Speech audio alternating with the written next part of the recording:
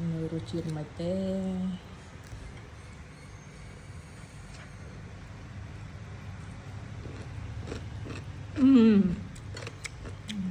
lại thêm hộp ao là hộp chiên màyอะไร รสជាតិឆ្ងាញ់ដោយសារបងដឹងថាអូនអត់ចូលចិត្តប្រៃនិងផ្អែមអញ្ចឹងរសជាតិដើម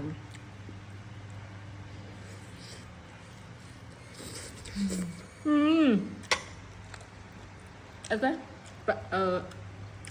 ខាត់ណាដើមតូចៗហ៎ឃើញគេលក់ម្ហូបនេះចំណាយដូចមើលដូចជាខាត់ណាដើមខាត់ណាអស់ 5,000 ម្ហូបសាច់គោអស់ 10000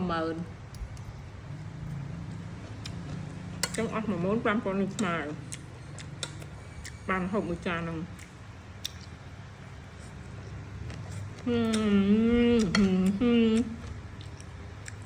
សំខាន់ជាតិវា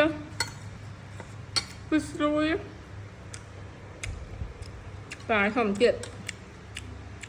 គឺអារម្មណ៍ទទួលចឹងទិញទៀត anh ấy thôi cặp ba tập thể bàn bảo xua này mà sẽ cô dương này bảo xua các bạn